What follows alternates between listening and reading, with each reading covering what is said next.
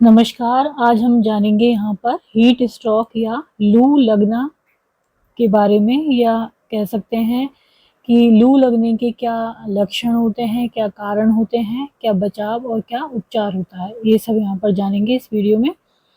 तो लू लगने को हीट स्ट्रोक भी कहते हैं और सन स्ट्रोक भी कहते हैं, क्योंकि जो सूरज की रोशनी होती है उससे होता है मेनली ये, या उस कह सकते हैं कि हीट की वजह से होता है। इसलिए लू लगना, हीट स्ट्रोक एक क्या है, जानलेवा स्थिति है। इसमें शरीर का तापमान 104 डिग्री फ़ारेनहाइट या कह सकते हैं 40 डिग्री सेल्सियस से ऊपर हो जाता है।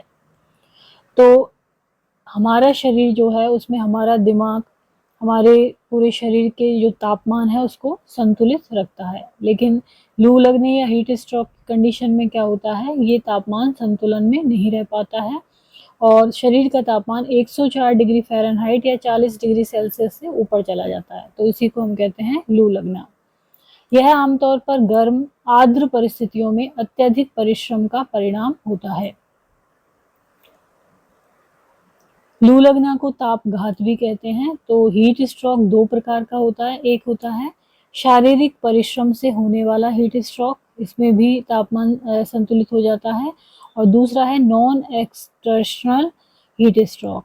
इसमें क्या होगा, क्लासिक हीट स्ट्रोक भी इसको कहा जाता है, जो कि शारीरिक परिश्रम से नहीं होता है, जो कि नॉर्मली होता है।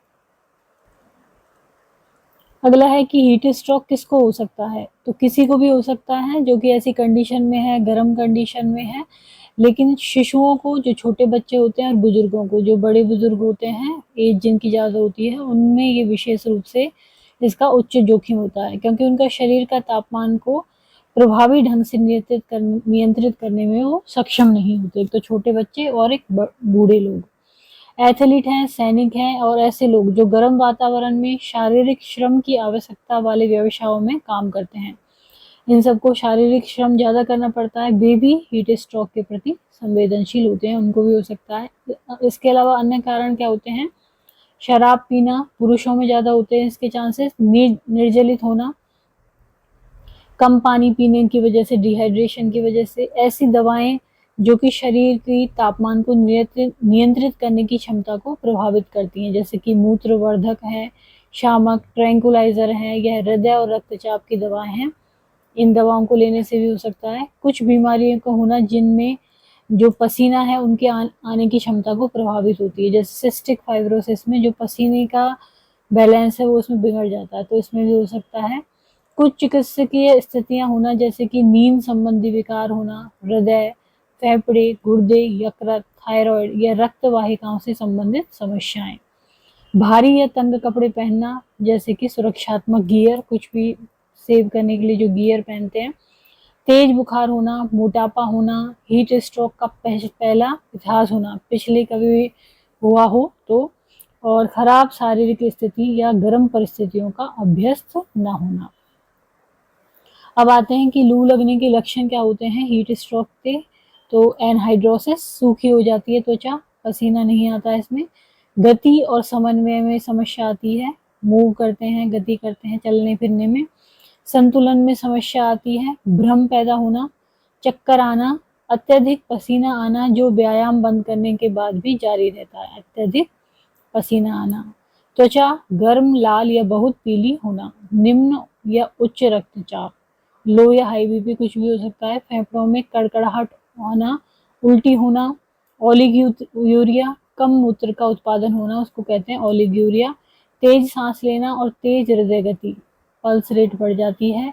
दौरे आ सकते हैं, बेहोशी या चेतना का नुकसान हो सकता है इसमें, और कमजोरी आ सकती है। अब आती है कि तापघात की संभावित जटिलताएं क्या होती हैं, क्या कॉम्प्लिकेशन हो सकती है इससे। तो ऐसे इनसे पीड़ित जो लोग हैं उनको शॉक लग सकता है, कोमा में जा सकते हैं।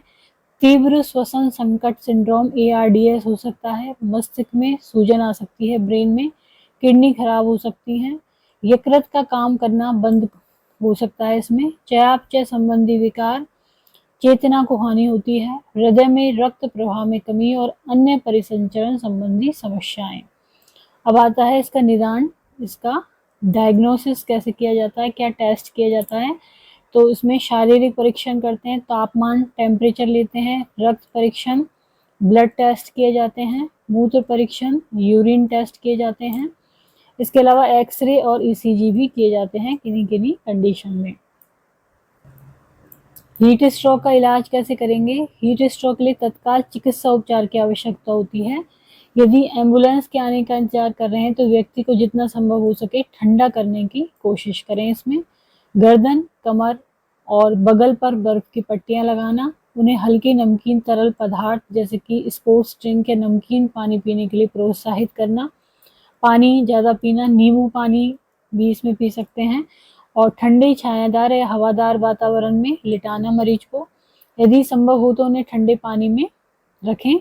उन पर पानी छिड़कना और उनके शरीर पर हवा फूंकना वाष्पीकरण शीतलन होता है। ये पानी छिड़कने के बाद जब हवा उस पर डालते हैं या हवा फूंकते हैं उस पर, तो उसमें क्या होता है? शीतलन होता है। उनकी सांसों पर सावधानी पूर्वक निगरानी रखना और वायुमार्ग में किसी भी रुकावट को दूर करना। एस्पिरिन और एसिटामिनोफेन, ये जो दवाएं हैं ये नहीं दी जानी चाहिए। कोई भी तंग या भारी कपड़ा उतारना, मतलब तंग या भारी कपड़ा नहीं पहने, यदि पहना हुआ है तो उसको उतारें। अस्पताल में हीट स्ट्रोक से पीड़ित व्यक्ति को निम्नलिखित उपचार, हॉस्पिटल जब पहुंच जाता है तब क्या होता है?